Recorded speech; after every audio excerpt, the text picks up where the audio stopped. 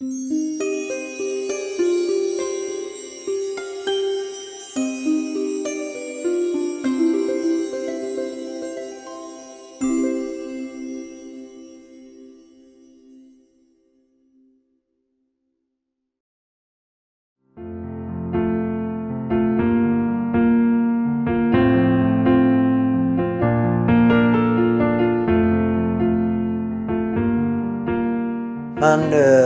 متولد عراقم سال 1336 توی بافت قدیمی تاریخی عراق به دنیا آمدم.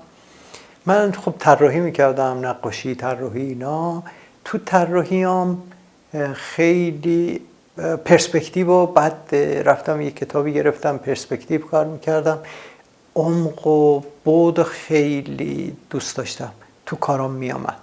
بعد به طور ناخودآگاه مثلا سایه های تون میزدم، نور و سایه و اینا و تو یا پرسپکتیو و یه کارهایی حتی کپی میکردم، مثل کارهای موریس اشر، یه تقسیم فضا داره با مکعب، کپی میکردم. ولی کپی کردن من بازم یه چیزایی رو اضافه کم میکردم، مثل رنگ آوردم توش اینا. خیلی برام جذاب بود. کار کردن ها رو زیاد میدیدم توی مثلا بازار عراق، اون قسمت چارسو، اونجا بازار مسگرا بود. بعد یک ادامه اون که خیابون شده بود اونجا آهنگرا بودن. خب اینا خیلی جذاب بود. الانش هم برام جذابه که آهن رو با داغ کردن شکل میدن. اینا باعث شد که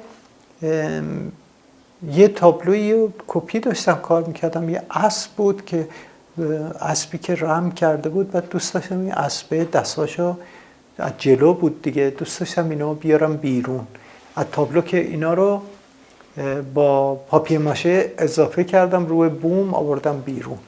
بعد همینطوری یواش یواش یه حجم کاملا بیرونی ساختم، یعنی کاملا حجم بود، با پاپیه ماشه و دستمال کاغذی و چسب چوب و اینا، یه فرم فیگور بود. بعد به یکی از دوستا برخوردیم که ساز میساخت، یه قطعه چوبی به من داد و منم با یه ابزارهای ساده مثل این چیزایی که چرم آبارش میزنن با اینا اینو تراشیدم و بعد دیدم که خیلی جذابه، میتونم کار بزرگتر بگیرم. رفتم یه قطعه چوب بزرگ گرفتم، رونم کار کردم، خیلی تکنیکم خیلی خوب شده بود، خبره شدم به اینا، مسلط. همینطوری دیگه تا 22 تا مجسمه اینطوری ساختم. مجسمه هم یک مقداری فرمای سورئالیستی بود، به خاطر اینکه من توی مقطعی کلن کپی، یعنی از حدود سال 60 59 کلن دیگه از روی چیزی نمیکشیدم. یکی از خواهرم چیز بود، فرانسه بود، بعد اون یک کتاب دالیه برای من فرستاد که من این کتاب وقتی دیدم انگار که این شیوه کار کردن سورئالیسم به من این امکان داد که میتونه آدم همه کاری بکنه، یعنی آزادی توی هنر رو بهم فهموند که من میتونم هر چیزی رو، حتی اگه میخوام بازنمایی طبیعت نباشه، بازنمایی محیط نباشه، هر چیزی رو بکشم نقاشی کنم، مکانش رو تغییر بدم یا زمان تغییر بدم. و این خیلی جالب بود دارم که شروع کردم به کارهایی کردم نقاشی که نقاشی های خیلی خوبی هم نشد، ولی تجربه خوبی شد که تو مجسمه هم آمد که کارام هیچ کس ندیده بود تا سال 72 که من تهران آمدم با گالری سیهون و گالری افرند خانم مشهوب، با اینا آشنا شدم و خانم مشهوب دیگه برای من نمایشگاه گذاشتن و کارا تو فضای سورئالیست بود و از نظر موضوعی هم خیلی تحت تاثیر اشعار سپهری بودم. خیلی اون موقع میخوندم این چیزاشو، خیلی طبیعت تو کارام بود و همزمان من یه چیز گرفتم اینجا، کارگاه زیرزمین خیلی کوچیکی بود تو امیرآباد که 15 سال اونجا بودم. اینطوری 4-5 تا نمایشگاه داشتم و با گالری زیادی کار کردم که این اواخر حدود 4-5 تا نمایشگاه ما با گالری اثر کار کردم.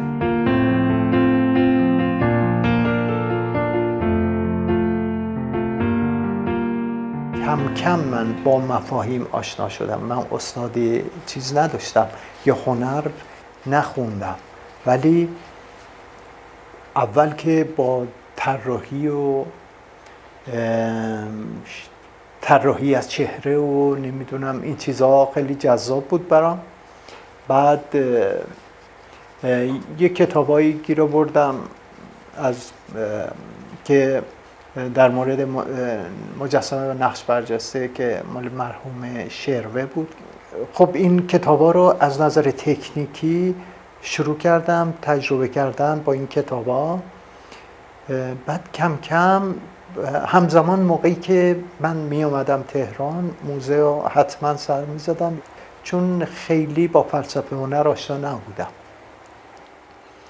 بیشتر یا چیزای تکنیکی، کتابایی که در مورد تکنیک مجسمه سازی یا طراحی یا اینا. بعد احساس نیاز که میکردم به یه موضوعی یا اون موضوع را تو کارم تجربه کرده بودم، بعد برام جذاب میشد اون واژه، از اینطوری کتاب میخریدم.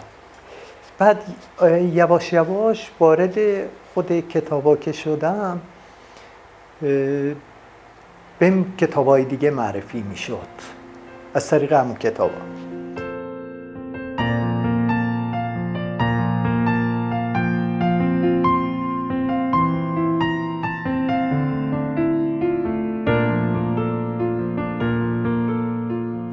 کلاً استادی به طور چیز نداشتم، یعنی بخوام آموزش ببینم. منتها حدود سال 70-71 فکر میکنم، نمیدونم، یه بار یه دونه از کارامو بردم پیش آقای دارش تو دانشگاه تهران، ویکتور دارش، و ایشون دیدن و 1 ساعت وقت گذاشتن برای من، خیلی صحبت کردن که البته خیلی به صحبت‌هایشون هم فکر کردم. و یه دوست دیگه هم داشتم که دارم الان، یعنی ایشون مجسمه‌ای هست ازشون توی پارک ملت و و آقای قراگوزلو هن که ایشون هم دوستم بود، هم چیز زیاد یاد گرفتم ازشون.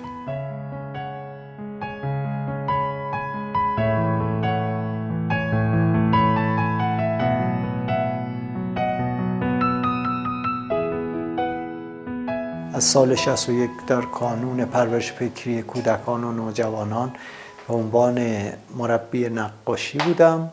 بعد که کلاس کم کم قطع شد و من کار کردم برای کانون، یعنی مجسمه ساختم برای کودکان. دیگه از حال کار آموزشی اومدم بیرون. البته آموزشی به یه شکل دیگه گرفت که تو سالای مثلا 82 3 4 اینا هنرجوهایی که از مجسمه سازی می اومدن تو کانون، من مشاور اینا شده بودم که